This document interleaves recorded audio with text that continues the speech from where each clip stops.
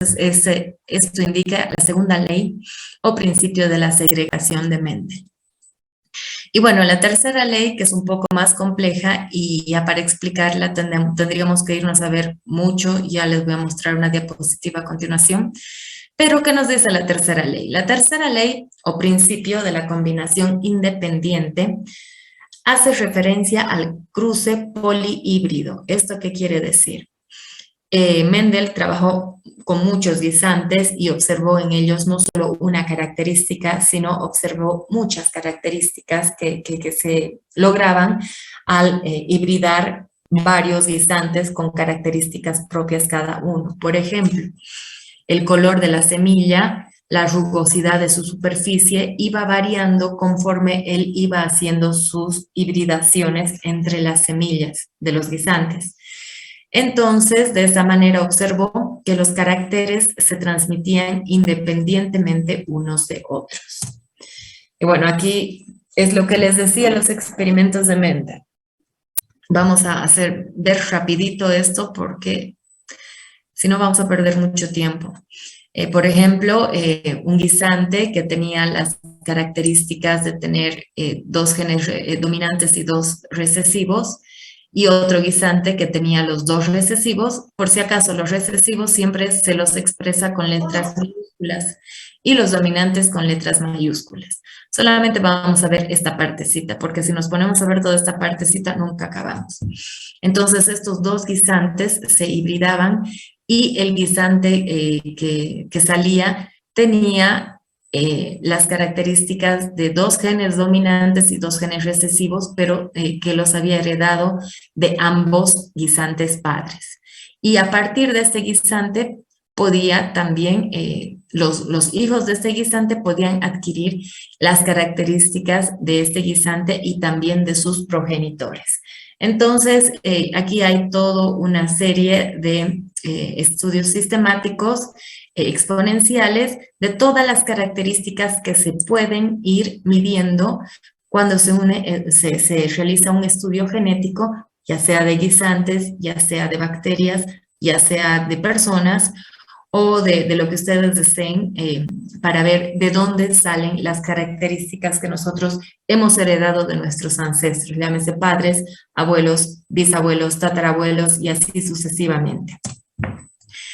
Bueno, si hablamos también de historia, tenemos que irnos a 1930, donde Frederick Griffith, otro que también es considerado padre de la genética, sugirió que el ácido desoxirribonucleico tenía un papel fundamental en la herencia. Y esto hizo a través de un experimento. Él tomó dos cepas de Streptococcus pneumoniae. Una cepa que es una cepa capsulada, muy virulenta, muy patógena, llamada 3S, y una cepa que no era tan patógena, llamada 2S, que era acapsular. Ayer, cuando hemos visto las estructuras de la célula, ustedes han visto que había algunas bacterias que presentaban cápsula.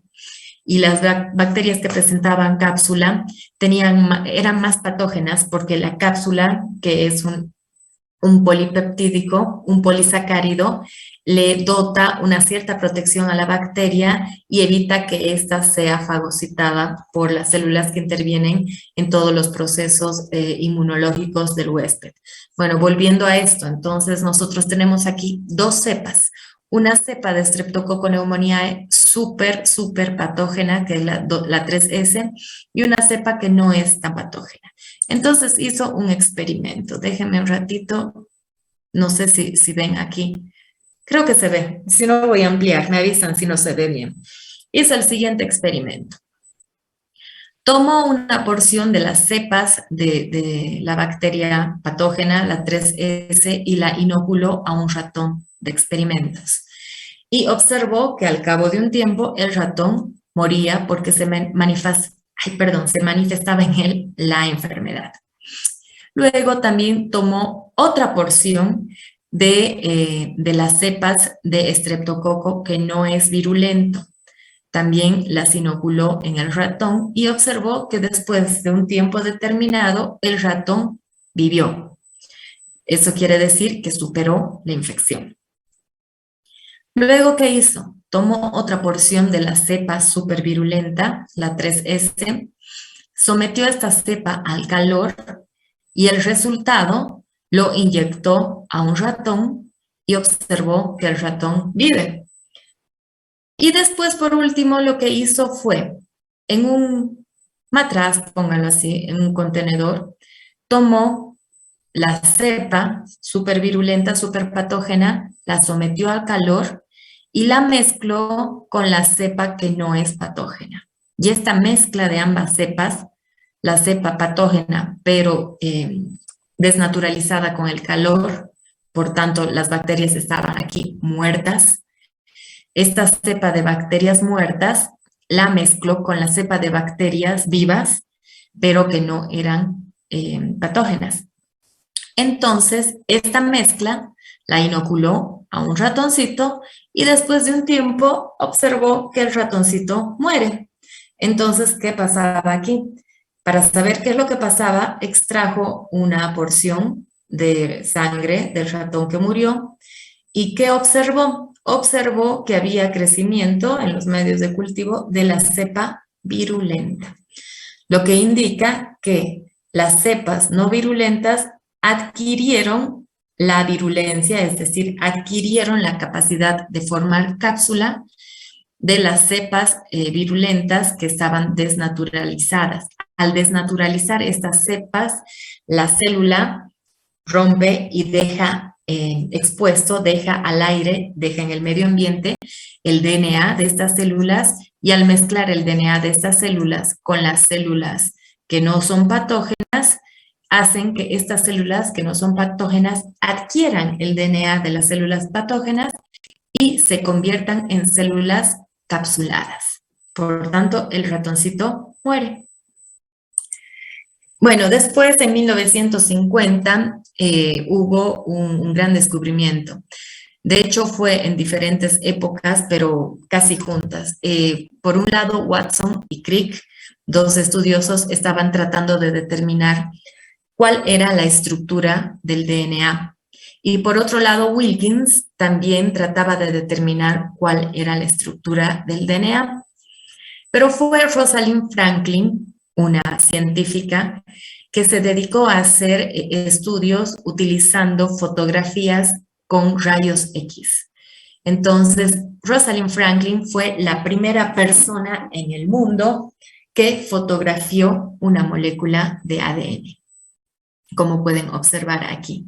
Y fue gracias a esta fotografía de Rosalind Franklin que tanto Watson como Crick como Wilkins pudieron determinar cuál era la estructura del ácido desoxirribonucleico.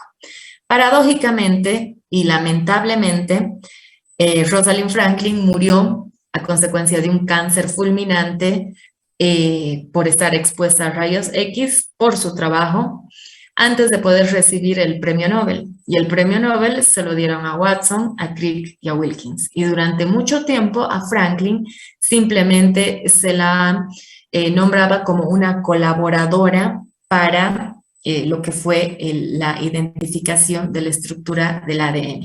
Ahora ya cambió, ya se la reconoce como una persona que gracias a ella se conoce hasta el día de hoy la estructura del ADN y ustedes han visto cómo todo ahora es a base de ADN, de replicación de ADN, de ADN y de ARN.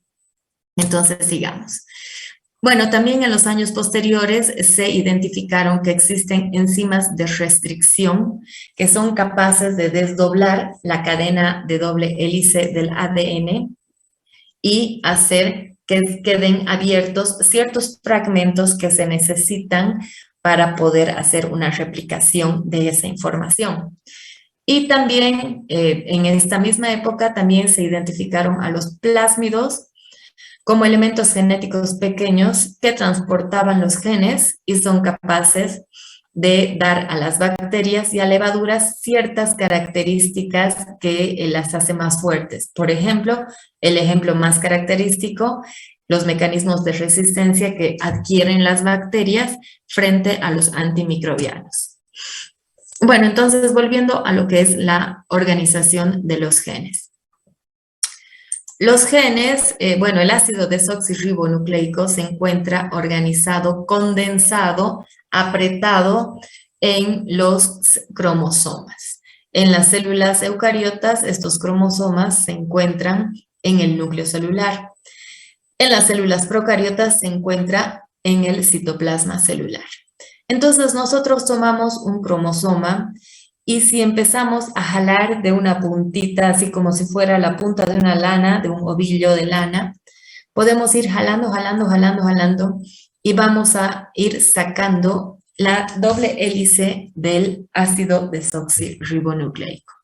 Después tomamos esta doble hélice del ácido desoxirribonucleico y lo vamos jalando más todavía hasta ver cuál es la composición bioquímica de este ácido desoxirribonucleico. ¿Por qué se llama ácido desoxirribonucleico?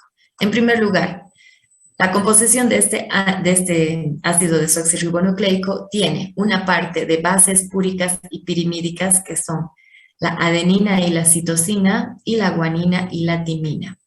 Siempre estas se unen en la misma disposición. La adenina siempre se une con la timina por 2 puentes de hidrógeno, mientras que la citosina siempre se une con la guanina por 3 puentes de hidrógeno. Más aquí van a ver mejor. Aquí, así es como les decía. Esta es la doble hélice de la cadena de DNA que tiene la estructura. Y si ustedes pueden ver, son 2 columnas.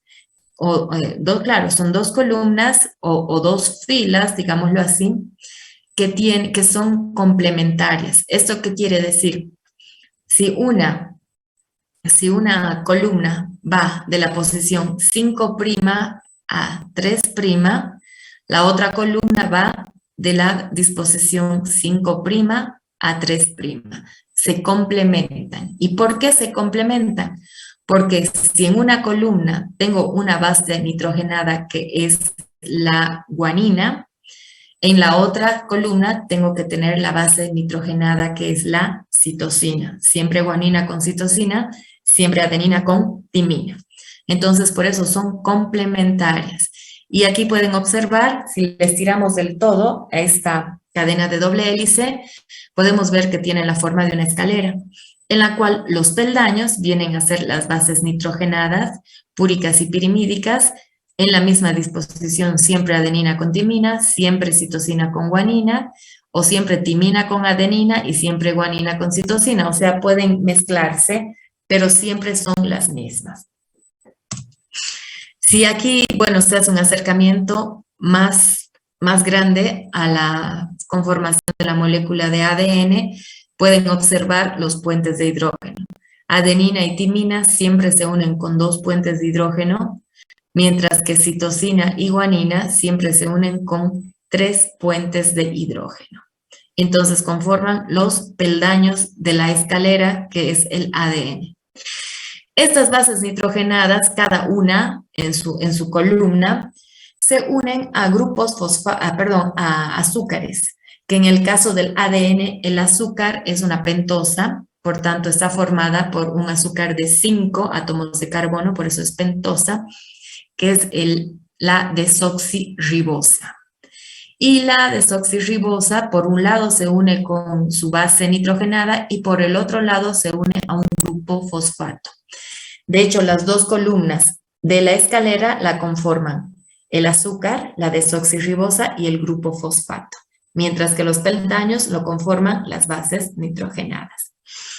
Las columnas siempre van de un extremo 5' a 3' y su columna complementaria va de un extremo 5' a 3'.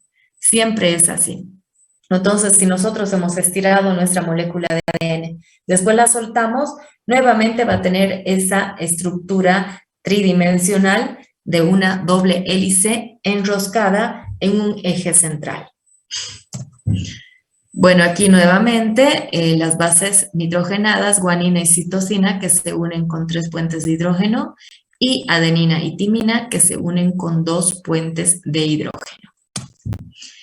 Yendo a lo que es el ácido ribonucleico. El ácido ribonucleico es otro tipo de ácido que interviene en todos los procesos de transcripción y traducción, o sea, en todos los procesos que están comprometidos con la genética que se da en todos los organismos vivos. Existen diferentes tipos de ácido ribonucleico. En primer lugar, ¿cuáles son las características del ácido ribonucleico? Su estructura, en primer lugar, no es una doble hélice, sino es una sola cadena dependiente. Otra diferencia es que la guanina siempre se va a unir a la citosina con sus 3 puentes de hidrógeno, pero la adenina en el ácido ribonucleico ya no se une a la timina. La timina ha sido sustituida por otra base nitrogenada que es el uracilo. Y también esta unión es por 2 puentes de hidrógeno. Otra diferencia, el azúcar ya no es una desoxirribosa, sino es una ribosa. Por eso se llama ácido ribonucleico, mientras que el ADN es ácido desoxirribonucleico. Como les decía, existen 3 tipos de ARN, que son el ARN mensajero, el ARN de transferencia y el ARN ribosómico. El ARN mensajero es una molécula que se forma en base de la información contenida en el ADN. Esto, ¿qué es lo que ocurre? Bueno, hay un video que lo vamos a ver después de que veamos esta parte, y bueno, en el video ya van a ver que es mucho más didáctico que escucharme hablar esta partecita. El ARN mensajero tiene la forma, es lineal, pero tiene la forma de una horquilla. Se sintetiza en el núcleo. Para que se sintetice el ARN mensajero, tiene que el ADN abrirse en cierto lugar. Aquí mejor vamos a ver. Aquí está la molécula de ADN, con su estructura de doble hélice en el interior del núcleo, en una célula eucariota. Si es en una célula procariota, estaría en el citoplasma. Entonces, hemos visto que hay ciertas enzimas que son capaces de abrir el ADN en cierto lugar donde se necesite. Por ejemplo, no sé, queremos sintetizar la proteína, no se me ocurre algún nombre en este momento, la proteína XXX, ¿ya? Entonces, necesitamos sintetizar la proteína XXX y resulta que la receta magistral para sintetizar esta proteína se encuentra en esta porción del ADN. Entonces, en esta porción es que se abre la cadena de ADN y se empieza a formar el ARN mensajero. ¿Cómo es que se forma? Se forma a partir de aquí y se empiezan a incluir nucleótidos complementarios a los nucleótidos que están en la cadena de ADN. Por ejemplo, si en la cadena de ADN hay una guanina, en el ARN mensajero habrá una citosina. Si en el ADN hay una timina, en el ARN mensajero habrá una adenina, y así sucesivamente, hasta formarse el ARN mensajero del tamaño característico que contenga la información necesaria para que se sintetice nuestra proteína XXX. Entonces, este proceso de formación del ARN mensajero a partir de la información contenida en el ADN se llama transcripción. El segundo tipo de ARN es el ARN de transferencia. ¿Qué pasa con este? El ARN mensajero, una vez de que se forma, sale del núcleo y se dirige al citoplasma. En el citoplasma va y se enclaustra en el ribosoma. El ribosoma es un organelo citoplasmático en el cual se produce la síntesis de las proteínas. ¿Cómo se produce la síntesis de las proteínas? Con esta receta magistral que está contenida en el ARN mensajero. Entonces, el ARN mensajero se une, así como si fuera un cierre, y se une con la primera partecita del cierre a una porción del ribosoma, y lo que hace es empezar a sintetizar la nueva proteína. Para esto necesita de la forma, del trabajo del ARN de transferencia. El ARN de transferencia, como su nombre lo indica, transfiere aminoácidos que se encuentran en el citosol, en la célula, los transfiere hasta el ribosoma en el lugar y en el orden que se requiere. Y por último, el ARN ribosómico es el ARN que se encuentra contenido en los ribosomas. Entonces, la traducción significa transformar o traducir el mensaje que se encuentra en el ARN mensajero, traducirlo a una secuencia polipeptídica de aminoácidos que después va a conformar una proteína. Como les decía, viene el ARN mensajero como si fuera un cierre, se enclaustra en el ribosoma y empieza a darle las órdenes. Cada aminoácido está codificado con 3 nucleótidos. Entonces, por ejemplo, si en el ARN mensajero hay adenina, adenina, guanina, y esto significa, por ejemplo, que adenina, adenina, guanina indica que se necesita el aminoácido valina. Entonces, viene el ARN de transferencia y trae el aminoácido valina aquí. Luego hay, no sé, citosina, citosina, guanina. Y esto es para el aminoácido arginina. Entonces viene a continuación el ARN de transferencia con una arginina y la coloca a continuación. Y así sucesivamente se va formando una cadena polipeptídica en la cual están enlazados todos los aminoácidos para formar la proteína. Como pueden ver ustedes aquí, la formación de la proteína no tiene aminoácidos al azar. Los aminoácidos están ordenados de una forma y de una única forma que nos dice la receta magistral que sacó el ARN mensajero desde el núcleo. Y este proceso de formación de una proteína se llama traducción. Bueno, hablando de los genomas de las células eucariotas. Entonces, ¿qué hemos visto que eran los genomas? Los genomas es donde se encuentra la información genética, ¿verdad? Y se encuentra contenida, en cuanto a las células eucariotas, se encuentra contenida en los cromosomas. Ya hemos visto la diapositiva en la cual empiezas a jalar un hilito del cromosoma y ahí se puede observar toda la cadena de doble hélice del ADN. Bueno, de nuevo, pues aquí lo que es un gen recesivo y un gen dominante, que ya les di el ejemplo de los ojos cafés y los ojos verdes. El gen recesivo, les vuelvo a repetir, es el gen que no logra expresarse, mientras que el gen dominante es el gen que logra expresarse. Ay, mido para atrás. Y el genoma en las células procariotas está en el citoplasma. Son haploides y de una sola cadena. Y además, en las células procariotas, además del gen propio de esta célula procariota, supongamos de una bacteria, existe también puede existir material genómico adicional que la bacteria adquiere a través de plásmidos. Y estos plásmidos le dotan a la bacteria de ciertas características, por ejemplo, en el ejemplo que hemos visto, de producción de la cápsula. Bueno, aquí nuevamente es un dibujito en el que pueden observar cómo es la disposición del genoma, tanto en una célula eucariota dentro del núcleo, y en una célula procariota que se encuentra dispersado en el citoplasma. Si pueden observar, es el mismo ADN, tienen la misma estructura. Si se habla de ADN de cualquier célula que se hable, si es una célula que tiene ADN, siempre va a tener una estructura de doble hélice y ya han visto que si se le estira es como una escalera cuyos peldaños son las bases nitrogenadas y las columnas están compuestas por el azúcar, que es la desoxirribosa, y el grupo fosfato. Hablando un poco del genoma viral.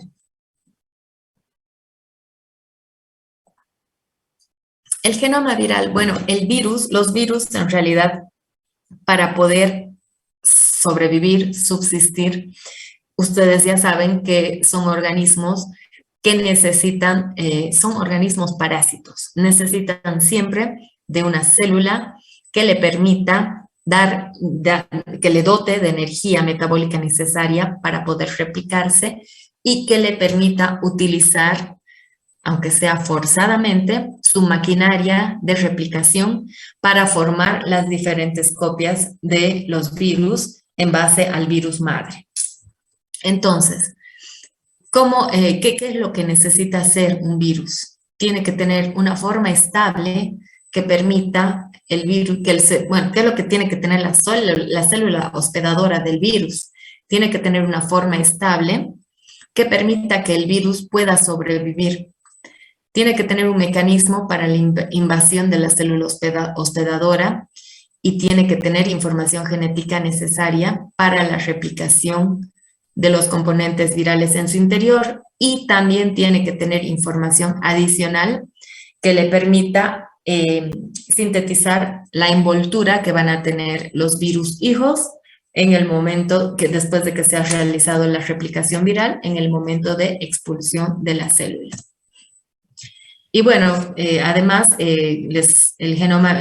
los virus, cuando parasitan una célula, lo hacen, ingresan, una vez dentro de la célula, utilizan toda la maquinaria de replicación de esa célula a la cual están parasitando, y después de que realizan todas las réplicas de virus necesarias, hacen explotar la célula que los ha hospedado, por tanto producen la muerte de su hospedador y salen libres a ir a parasitar a otras células. Así es como funcionan los virus.